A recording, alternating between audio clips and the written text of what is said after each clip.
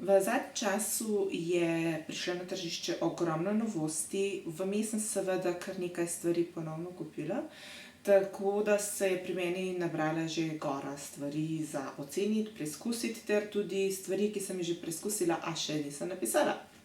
Tako da probajmo z videoposnetki, če bo šlo tako mogoče hitreje. Ker sem prišla ravno z Jessica eventa, tako kot dobesedno pred pol ure, bom kar najprej s tem začela. Imeli smo predstavitev Phenom linije ter same nege z Jessica laki. Najprej najpomembnejša stvar, za popotnico smo dobili tele cute makrone z Jessikinim logotikom. Na eventu je sodelovala tudi Barbara Kagerm z njenim nakitom. Moram reči, definitivno gospa obvlada, ker jaz nikoli ne bi znala tako lepo pokombinirati toliko različnih barv v eni zapestnici, kot jih ona. Ter Jessica z naravno nego nohtov. Tole je pa naš goodie bag Jessice s tako luštnim odpiralom. Pa poglejmo, kaj smo dobili. Jessica Hand and Body Moisturizing Emulsion. Je to predvsem za roke, ker so vekomaj izsušene.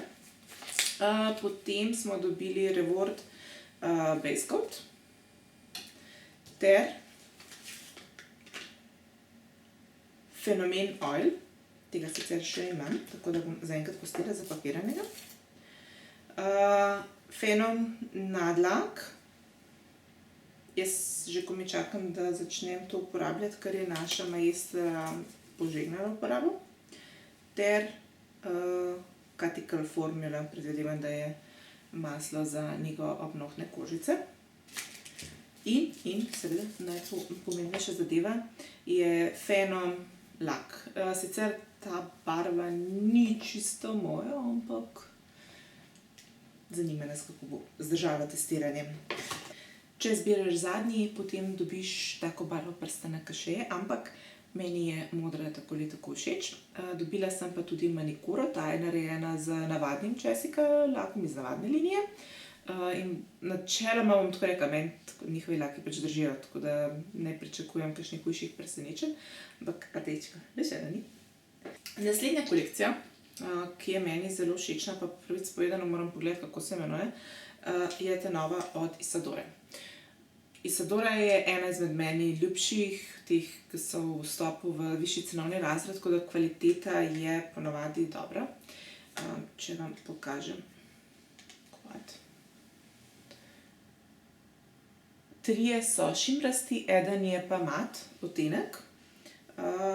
Za razliko od mnogih šimrastih senčil, njihova se lepo nanesejo in obstanejo.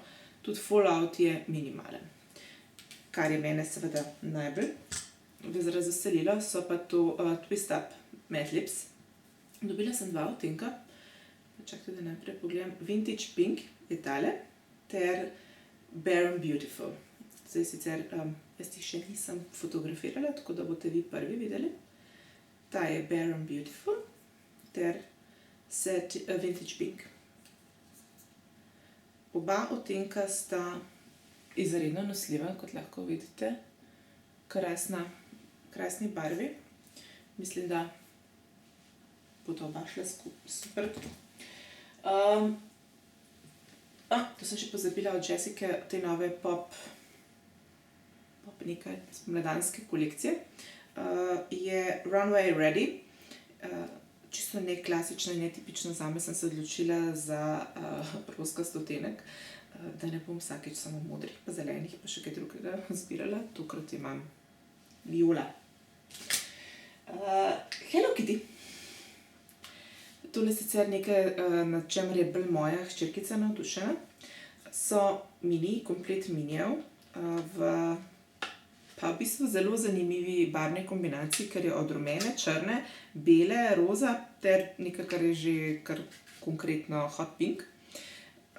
Nisem jih še nič odpirala, kot vidite, so še originalno zaprti. Mislim si, da vsaj kakšen odtenek bo prišel med pomladni izbor pomladnih manikur za 2016, ki ga počasi že pripravljam, ker so pač barve take, ki lahko z njimi kar marsikaj naredimo, ne. Saj probala bom. Sensibility bo vsak čas, če že ni na policah, upam, da ni, ker jaz bi rada vsaj kakšnega izmed teh lakcev imela, ker so mi zelo luškani. Sem dobila 2 izdelka na oceno. Ena je quad, ki se imenuje Easy and Comfort.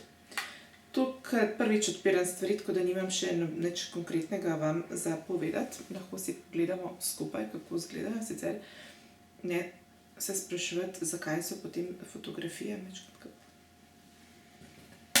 tole. Ja, v bistvu sploh ne izgleda slabo. Zna biti, da bo kar uporabna zadeva. Ter Lip Geisha, rdeča ravno k mojim nohtom. Zelo pigmentiran odtenek in sama oblika kaže na to, da se bo dalo zelo natančno nanesti tole šminko.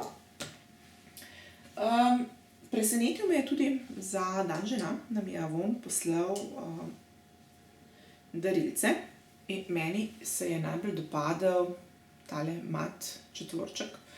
Čisto take uporabne vsakodnevne barve v mat odtenkih so taki.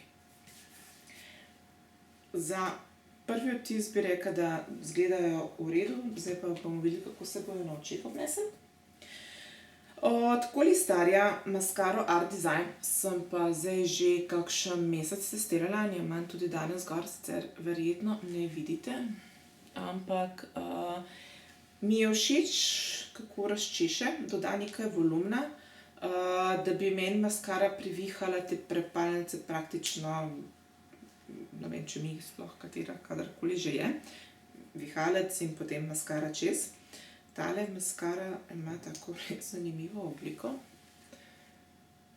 Zelo je stolpčasta, ampak ker je ta zadnji del zelo širok, mi je fajn za same kotičke, da privzdignem in rahlo bolj razčeše kot notranji del.